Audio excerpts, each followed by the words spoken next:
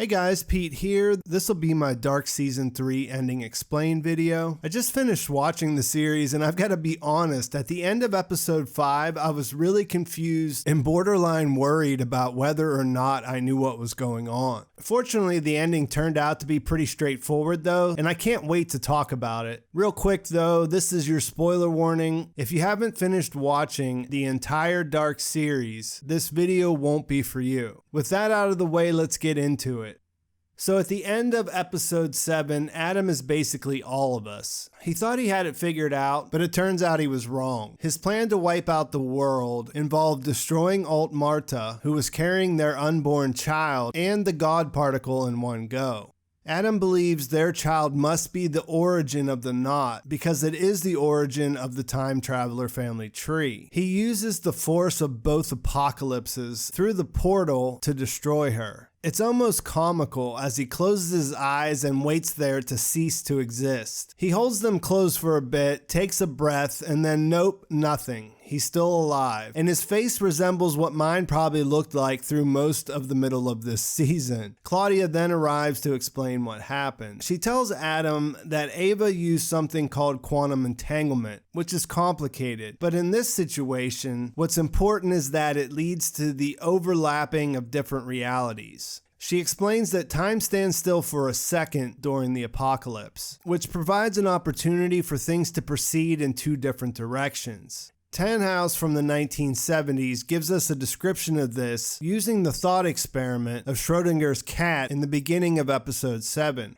Ava exploits this by letting Martha save Jonas and bring him to their world in one reality, and having Bartosz stop Martha and bring her back in another. This creates the situation where Jonas and Martha are existing in two realities at the same time, and ensures their child will be born in the one where Bartosz brings her back. In that way, Ava always has an advantage over Adam, but all the advantage does is preserve the loop. Everything continues as it was. Claudia learned this as she was trying to figure out a way to save her daughter Regina, who dies in both of their worlds. Where Jonas and Martha's son turns out to be the thing that keeps the loop continuing to happen, Claudia's daughter turns out to be the thing that is the key to stopping it. She explains that both worlds, Adam's and Ava's, should never have existed. They are the product of H.G. Tannhaus trying to save his family with time travel in a third world, the actual origin world. We've been talking about Prime World. It turns out that neither of those are the real world. Claudia figured out that things are deterministic in the worlds we've seen as far as the outcome. Things may develop differently, but no one can escape their fate. She's able to exploit that same loophole of time standing still during the apocalypse to come to Adam and tell him what he needs to do. He needs to send Jonas and Martha to the origin world so that they can stop the event that led to the creation of their worlds in the first place. Adam goes to the Kahnwald house in his world as the apocalypse is happening. Martha has already been shot, but since this is the reality where Jonas would run into the basement, there's no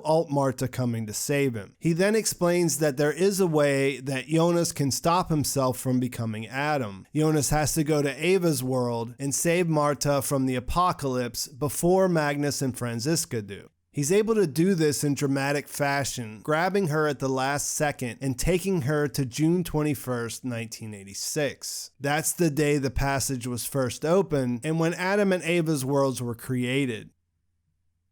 As mentioned, the original world Tannhaus created a time machine trying to prevent the car crash which kills his family. In that process, he splits time, and that creates their worlds. Jonas tells Martha that there will be a bridge between all three worlds for a short period of time as the passage is being created. They can use that to travel to the origin world on the day of the car crash to prevent it from happening. They're transported from the cave onto the bridge, and thus there's a new parallel reality.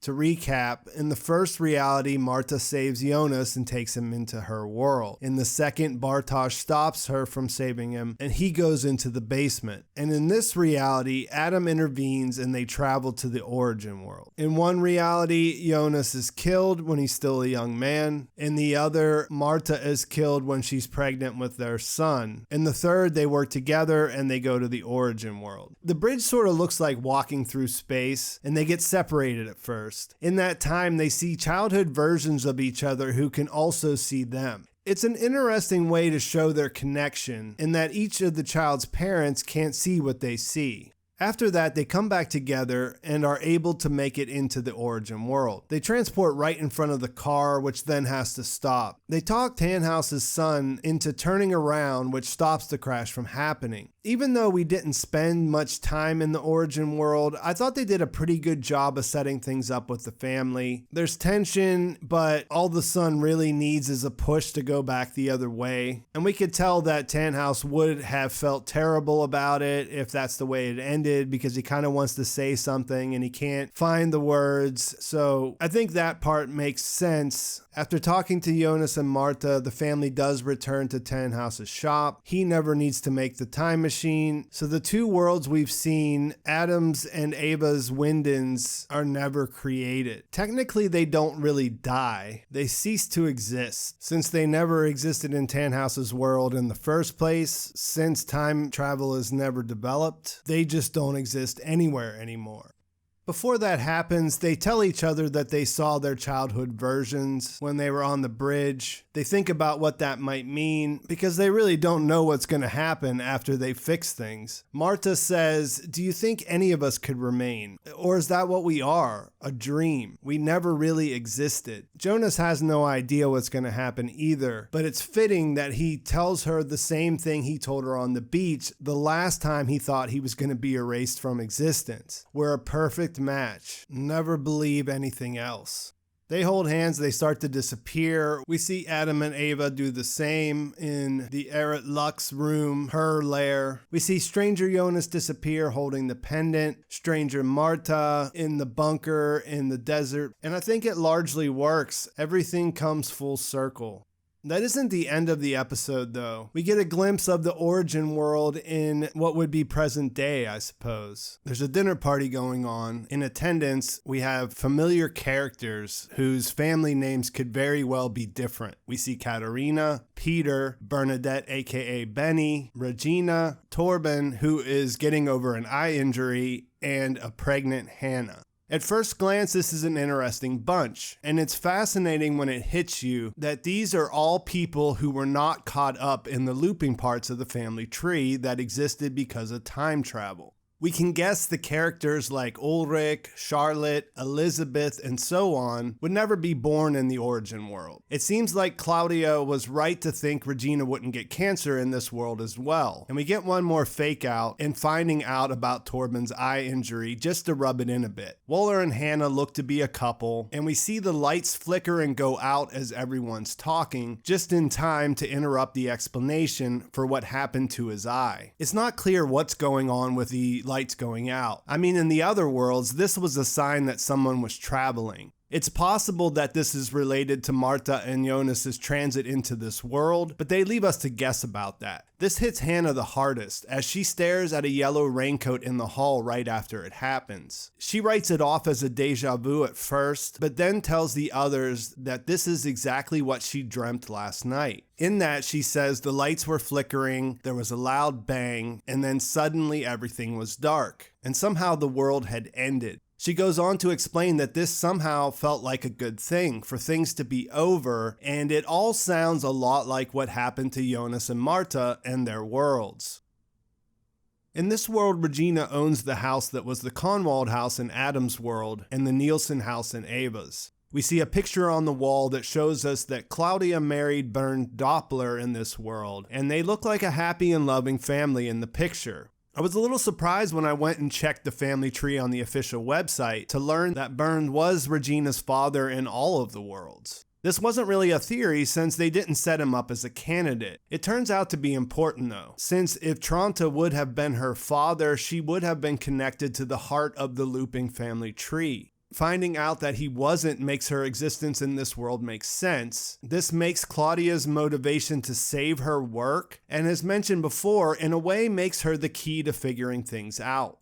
Regina poses a question to the others. If the world were to end today and you had one wish, what would you wish for? Katarina answers a world without Winden, and as they toast that world without Winden, the lights come back on. Peter remarks that it looks like Winden doesn't want to just disappear, and that makes us wonder how everything might be connected. This is all a callback to a conversation that teenage Ulrich and Hannah had at the bus stop in Season 1, Episode 3. The wording is slightly different, but teen Hannah asks him what he would wish for, and he says a world without Winden. This is cool because it connects the ending of the show to the beginning, and we can ponder how these realities all influence each other. You could say that even though the giant knot of endless pain, suffering, and loss that was the worlds we knew has been destroyed, there are still connections under the surface. We also get a thread of hope to weave in there when Katarina asked Hannah if she already has a name picked out for her unborn child. Hannah responds that she thinks Jonas is a beautiful name. This could mean that a new version of Jonas might exist in this world where things will be very different. So we get an ending to the suffering and we get some hope. The worlds we knew no longer exist, but everything still seems to be connected. And that's where things are left.